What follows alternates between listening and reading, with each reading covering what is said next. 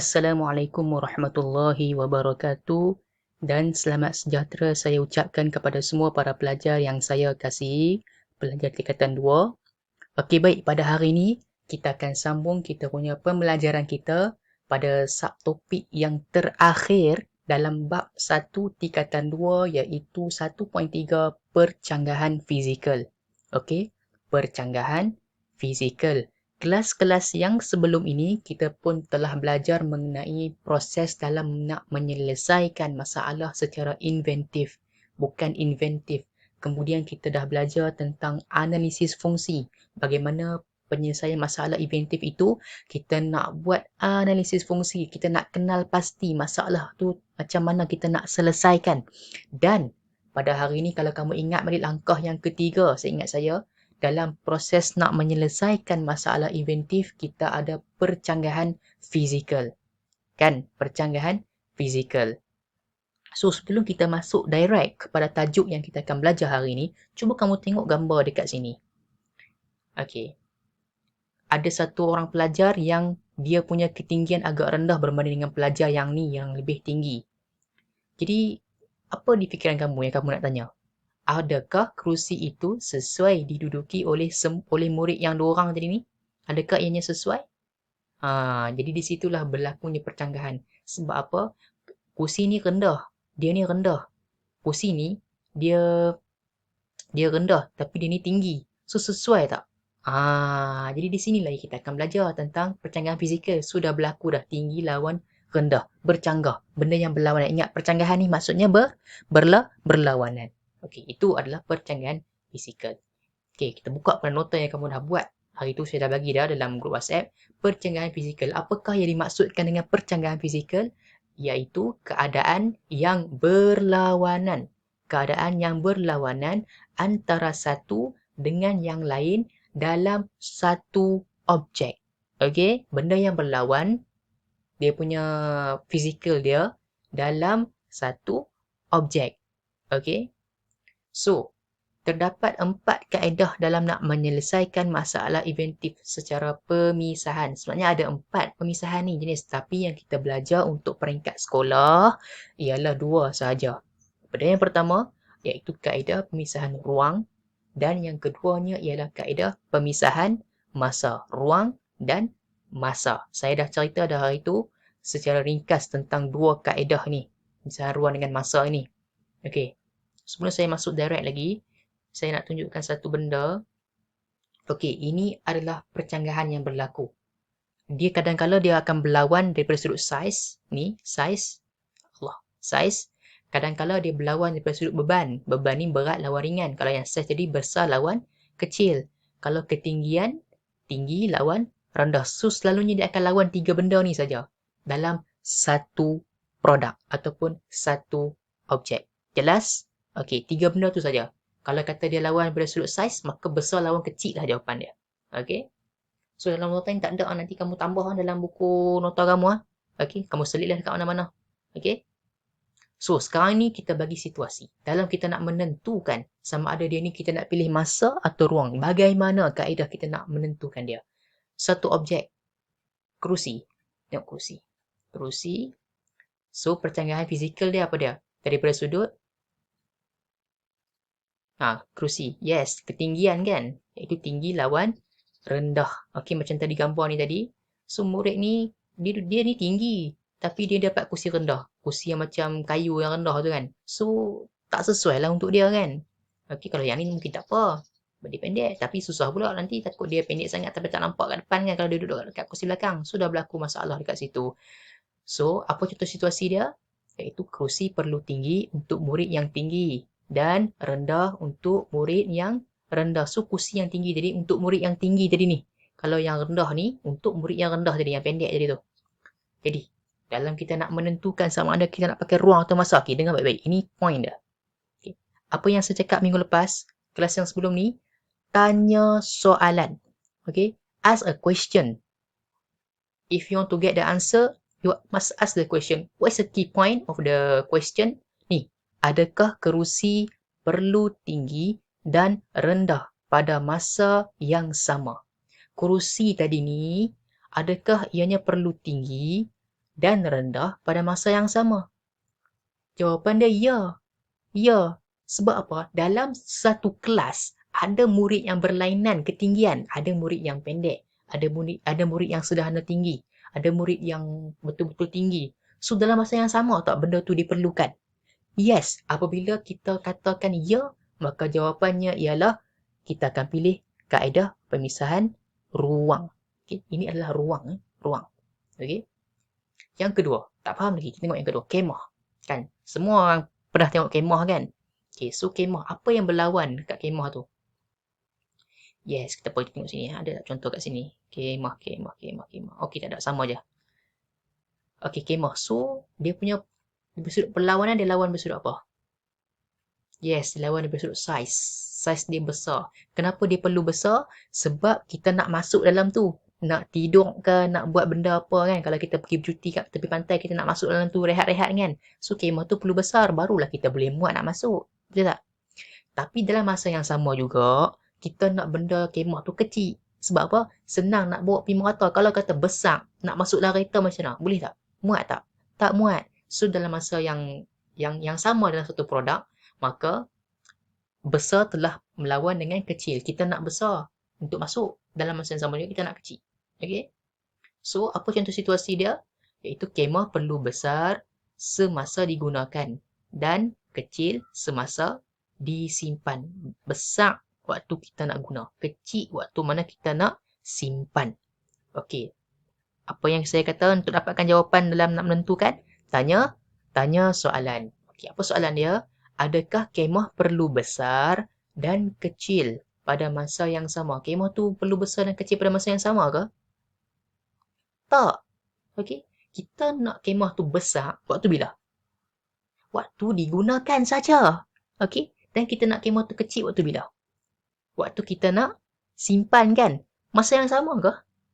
Tidak. Bila mana jawapan kamu tidak, maka jawapannya ialah masa. Ingat, kat sini, key point dia, kalau kamu cakap ya, maka ruanglah jawapan dia. Tapi kalau kamu cakap tidak, maka masalah jawapan dia. Kalau kamu cakap ya, tapi kamu buka sini masa, jawapan kamu salah. Okey, sebab jawapan dah pattern dah. Kalau ya untuk ruang, tidak untuk masa. Dengan soalan yang kamu tanya ini. Kamu cakap tidak. So, masalah jawapan dia. Okey, kaedah pemisahan masa. Okey, berbeza masa saja. Okey, kemah tu nak besar waktu guna dan kecil waktu simpan. Okey, setelah mana kita telah memilih kaedah-kaedah pemisahan masa dan ruang tadi ni, kita turun kepada langkah yang terakhir dalam kita nak mencadangkan pemilihan prinsip inventif. Okey. So ada berapa ni Ada 7 semua benda yang kita kena pilih setelah mana kita selesai membuat kaedah. Kita telah menentukan antara dua ni. Kalau kata kita pilih ruang, maka ada benda-benda yang kita kena letakkan dekat sini dalam kita nak menyelesaikan sesuatu permasalahan dalam objek tersebut. Macam contoh yang saya bagi sebelum ni, meja kan. Meja tu tak boleh nak tampung benda berat. So dalam kita dah letak jawapan dah. Kita kata ini adalah pemisahan masa. So bila ada pemisahan masa, maka kita kena pilih lah antara 7 benda ni. Kalau yang masa yang ni lah. Okay, ini masa. Kalau ruang, yang ni. Okay. So, kita kena baca dan kena faham. Okay, so yang pertama sekali ialah pembahagian. Okay, bahagi iaitu maksudnya ialah bahagi objek kepada bahagian kecil. Boleh dileraikan keboleh bagian dan perubahan ke peringkat yang lebih kecil. Ataupun kalau sebagai contoh kita panggil sebagai perabot DIY. Do it yourself. Okay, ini kita panggil sebagai pembahagian. Yang kedua adalah pengekstrakan, iaitu kita memisahkan ataupun keluarkan bahagian yang mengganggu objek. Sebagai contohnya, alat penghawa dingin. Siapa yang ada aircon dekat rumah dia, kalau kamu perasan yang macam kipas tu, dia akan duduk dekat luar rumah kan. Okey, aircon saja yang duduk kat dalam kan, yang sejuk tu. Kalau kata letak benda yang macam kipas tu letak dekat dalam rumah, so dia agak mengganggu. Mungkin panas ataupun mungkin bunyi yang agak bising. Itu adalah pengekstrakan, memisahkan dia. Yang ketiganya ialah kualiti setempat. So, kita mengubah struktur objek ataupun pengaruh luaran dari seragam kepada tidak seragam. Ataupun dianya boleh digunakan sebagai fungsi yang berbeza ataupun pelbagai pelbagai fungsi. Sebagai contohnya, bekas makanan. Okey. Bekas makanan ini dia ada pelbagai jenis lah. Ada yang jenis petak kan. So, kita akan letakkan dia itu mengikut dia punya struktur objek tersebut. Okey. Yang keempat ialah penyarangan, iaitu memasukkan satu objek ke dalam objek yang sama tetapi berlainan saiz. Sebagai contohnya ialah antena radio yang boleh kita pendekkan dan yang boleh kita panjangkan. Okey. Yang kelimanya ialah filem nipis dan cengkarang boleh lentur ni maksudnya apa? Maksudnya kita boleh membalut, melapik ataupun membungkus objek sebagai contohnya pelindung cermin kereta. So kita membalut tak? Yes. Melapik tak? Yes. Itu adalah filem nipis dan cengkarang boleh lentur. Yang keenamnya ialah pengantara, iaitu adakan bahagian baru antara dua objek, guna objek ataupun pengantara tersebut dan mencantumkan dua objek secara sementara. Sebagai contohnya, sarung tangan ketuhar. Siapa yang akan jadi pengantara? Iaitu sarung tangan ni lah. Kita nak pegang secara direct tak boleh. Panas benda tu kan. Lepas keluar daripada oven kan. So kita pakailah pengantara apa dia? Sarung tangan. Selain daripada sarung tangan apa benda yang boleh kita gunakan lagi? Ada banyak benda. Nanti kamu bukan belajar dalam reka bentuk makanan nanti. Baik, seterusnya yang ketujuh dalam reka bentuk dalam pemisahan ruang ialah tidak simetri. Maksudnya kita mengubahkan dia. Okey. Sebagai contohnya ialah daripada bentuk jam yang bulat ni, kita ubah dia menjadi bentuk yang tak sekata bulat. Macam itulah. Ada saiz apa semua ni kan. Mengubah. Okey. Ini kalau jawapan kamu pilih ruang. Okey, ruang. So, macam kursi yang tadi tak mana? Kita akan buat. Yang kita akan pilih. Kita akan pilih yang mana? 1, 2, 3, 4, 5, 6, 7. So, daripada sudut penerangan, saya akan pilih nombor 1. Pembahagian. Sebab apa? Sebab kita boleh boleh leraikan ataupun boleh ke pelbagai, maksudnya kita boleh lenturkan benda ni. Okey. Kita boleh lenturkan benda ni. Contohnya macam kursi tadi, ada yang kita boleh pendekkan, kita boleh panjangkan. So nombor 1 jawapan dia pembahagian. Okey, yang kedua ialah masa. Digunakan pada masa yang berlainan. So tadi macam apa kemah tadi tu kan. Kita akan tengok yang mana satu ataupun meja yang saya bagi contoh sebelum ni. Yang pertama adalah kedinamikan, iaitu memecahkan satu objek kepada bahagian kecil yang boleh digerakkan. Ubah dari tidak bergerak kepada boleh bergerak. Okey, contohnya macam meja makan. Okey, asalnya ada 4 orang je boleh makan, tapi terus boleh bertukar kepada 8 orang. Ataupun meja itu susah kita nak gerakkan dia, tapi kita bubuh roda kat dia, ataupun kita pisahkan antara kaki dengan bahagian meja kan, bukan meja. So kita bolehlah pisahkan. Itulah kita panggil sebagai kedai namikan. Yang keduanya adalah tindakan awal. Selalunya duduk dalam kereta, beg ABS tu. Okey, beg udara dalam kereta supaya nak mengelakkan risiko kemalangan yang teruk. Okey. Yang seterusnya adalah tindakan berkala, iaitu menukar tindakan berterusan kepada berkala, iaitu lampu jalan menyala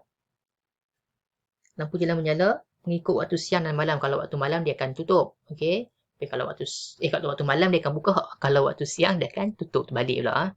Okey, baik, yang keempatnya adalah tindakan keterlaluan. Jika tidak berhasil, lakukan tindakan yang sama secara lebih ataupun kurang. Ni sebagai contoh kita panggil sebagai proses menabur serbuk gula di atas donat untuk mengurangkan atau menambah kemanisan. Ini adalah tindakan keterlaluan. Yang kelima adalah pengembangan terma. Apa itu pengembangan terma? Iaitu menggunakan prinsip terma. Pengembangan atau pengecutan terhadap sesuatu bahan. Sebagai contohnya ialah kita ambil pemutus litar pada lampu. Okey, ini adalah pengembangan terma. Yang keenam ialah pembuangan dan pemulihan, iaitu membuang bahagian yang telah menjalankan fungsi. Itu membuang bahagian yang telah menjalankan fungsi. Maksudnya apa dia? Macam contoh, ubat boleh larut kapsul. Kita masukkan dalam badan, maka dia akan larutlah dalam tu. Okey, buang bahagian yang akan menjalankan fungsi itu. Buang dan pulih. Yang terakhirnya ialah tindakan berterusan yang berfaedah. Sebagai contohnya, penerangan dia menjalankan kerja secara berterusan. Sebagai contohnya ialah jana kuasa elektrik, benda yang akan terus dan tidak akan putus. Okey. Okey, yang tu saja untuk kelas kita pada hari ini. Untuk aktiviti ataupun tugasan, kamu boleh rujuk dalam grup WhatsApp. Okey, sekian. Kalau ada tak faham, boleh tanya. Saya tahu bahagian ni mungkin agak sukar sikit untuk faham. Tapi tak apa, nanti saya akan ulang balik dalam kelas. Okey, bila mana buka soalan nanti insyaAllah. Okey, yang tu saja untuk hari ini. Sekian. Wabillahi taufiq wal hidayah. Assalamualaikum warahmatullahi wabarakatuh.